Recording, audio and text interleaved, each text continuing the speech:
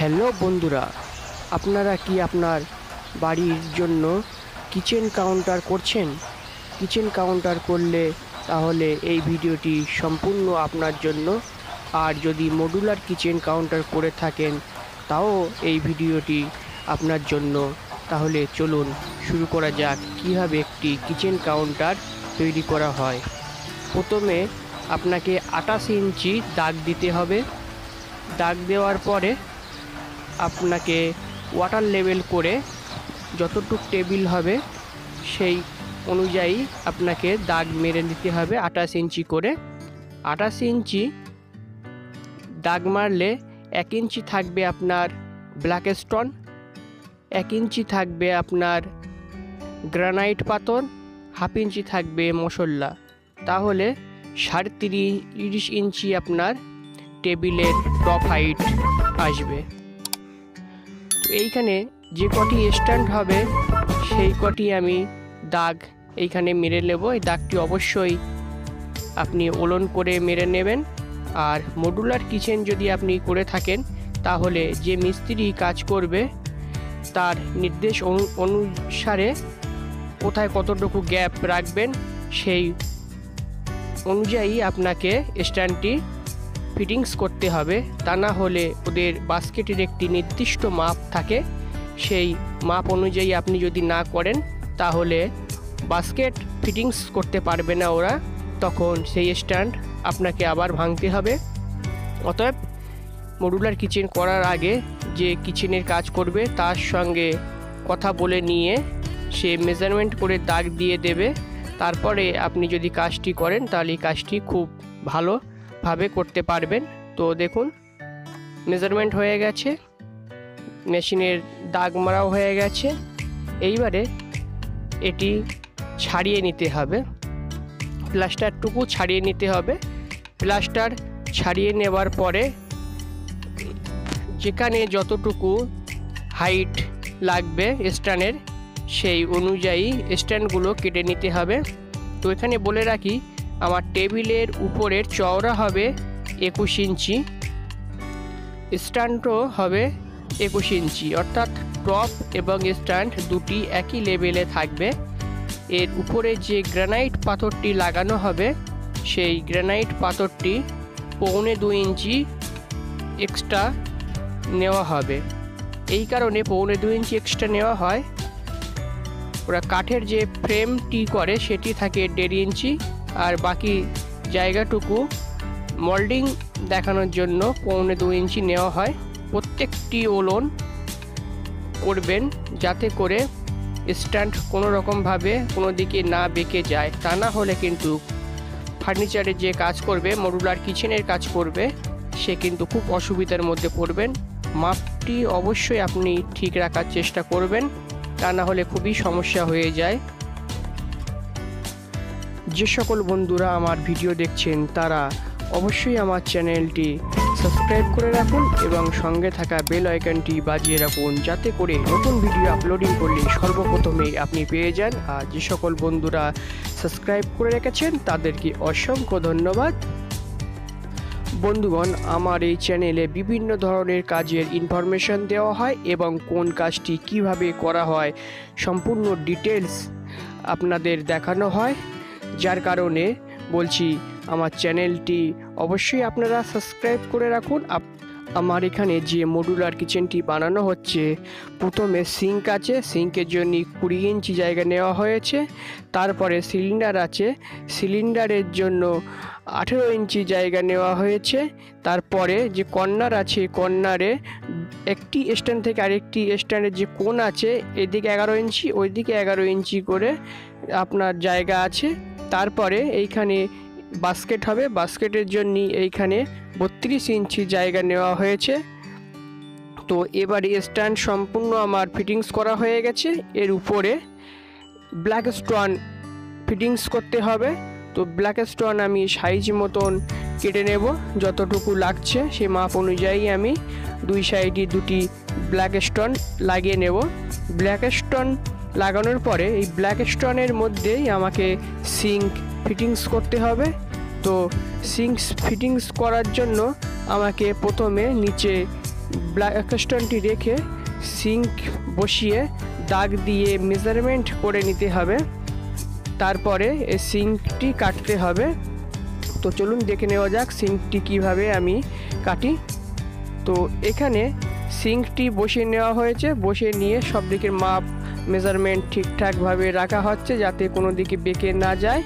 তারপরে কি করব, সিঙ্কের সাইড দিয়ে আমি 4 সাইড দিয়ে একটি পেন্সিলের দাগ মেরে দেব। আমি এই 4 সাইডে দাগ মারার পরে আপনি দাগের ভিতরের দিক থেকে আরও 1/2 ইঞ্চি করে দাগ 4 সাইডে মেরে নেবেন। মেরে নেওয়ার পরে ভিতরে যে দাগটি আপনি দিয়েছেন সেই দাগটুকুই আপনাকে কাটতে হবে। সিঙ্কের বাইরে যে দাগ দিয়েছি সেটা কিন্তু কাটবেন না, তাহলে সিঙ্কটি ব্ল্যাক স্টোন থেকে নিচে পড়ে যাবে, গলে যাবে। তো এটি সেদিকে খেয়াল রাখতে হবে, রেখে সিঙ্কটি আপনি কেটে নেবেন। কেটে নেওয়ার পরে ব্ল্যাক স্টোনটি বসিয়ে দেবেন, বসানোর পরে সিঙ্কটি আপনি বসিয়ে দেবেন। তো চলুন দেখে নেওয়া যাক কিভাবে এটি মেজারমেন্ট করা হয় এবং কিভাবে ব্ল্যাক স্টোনটি কাটা হয়। তো দেখুন এখানে দাগ দিয়ে দাগটি যাতে ভালোভাবে বোঝা যায়, যার কারণে একটি লোহার কোনো কিছু দিয়ে দাগটি টেনে নেবেন পেন্সিলের থেকে। কোনো লোহা দিয়ে দাগটি দিলে দাগটি ভালোভাবে বোঝা যায় ব্ল্যাক স্টোনের উপরে। তো আমিও সেটি করছি। এবার এটা আমি কেটে নেব। ভিতরে যে দাগটি দিয়েছি সেই দাগটি কিন্তু আমি কেটে ফেলে দেব, বাইরের দাগটা কিন্তু কাটবো না, তাহলে সিঙ্কটি পড়ে যাবে। সেদিকে আপনারা অবশ্যই খেয়াল রাখবেন।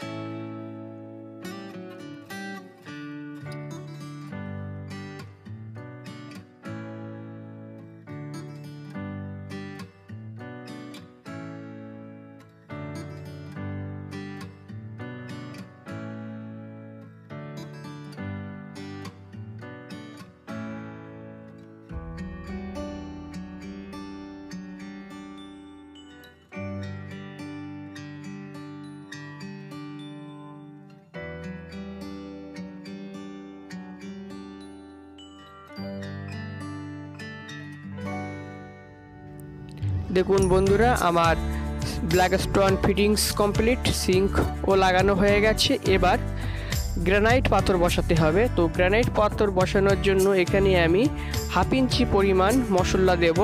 তো এই 1/2 ইঞ্চি পরিমাণ মশলা দেওয়ার জন্য আমি এখানে একটি 1/2 ইঞ্চি পাথর ব্ল্যাক স্টোনের উপরে দিয়ে দিয়েছি এবং তার উপরেই মশলা দিয়ে চ্যানেল দিয়ে লেবেল করে নেব। তাহলে সমস্ত জায়গায় দেখুন ঠিক এইভাবে আমি চ্যানেল দিয়ে মশলাটি লেবেল করে নিচ্ছি, তাহলেই সমস্ত জায়গায় আমার 1/2 ইঞ্চি মশলা থাকবে।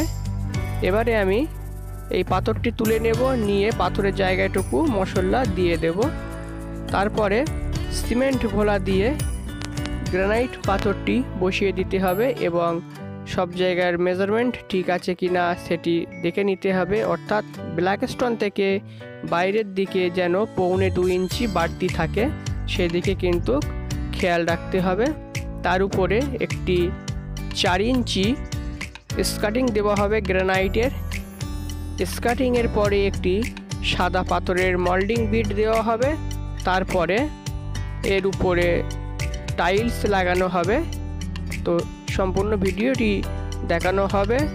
ভিডিওটি প্রথম থেকে শেষ পর্যন্ত অবশ্যই দেখুন। ভালো লাগলে একটি রিকোয়েস্ট, একটি লাইক করবেন, পারলে শেয়ার করবেন। তো চলুন দেখে নেওয়া যাক গ্রানাইট পাথরটি কিভাবে বসানো হয়। দেখুন মশলা দিয়ে সুন্দরভাবে এটি লেবেল করা হচ্ছে। লেবেল করে নিয়ে এর মধ্যে সিমেন্ট ঘোলা দিয়ে গ্রানাইট পাথরটি বসানো হবে।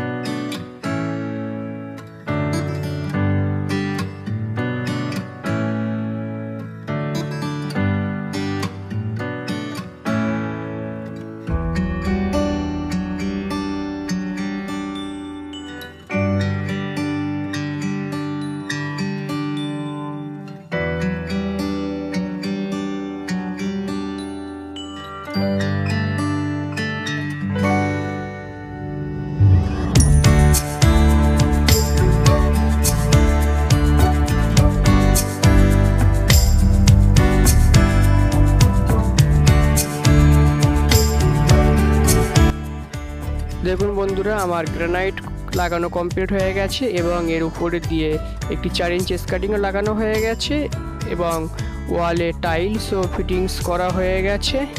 তো ভিডিওটি কেমন হয়েছে অবশ্যই লাইক কমেন্ট করবেন আর আমার চ্যানেলটি সাবস্ক্রাইব করতে ভুলবেন না।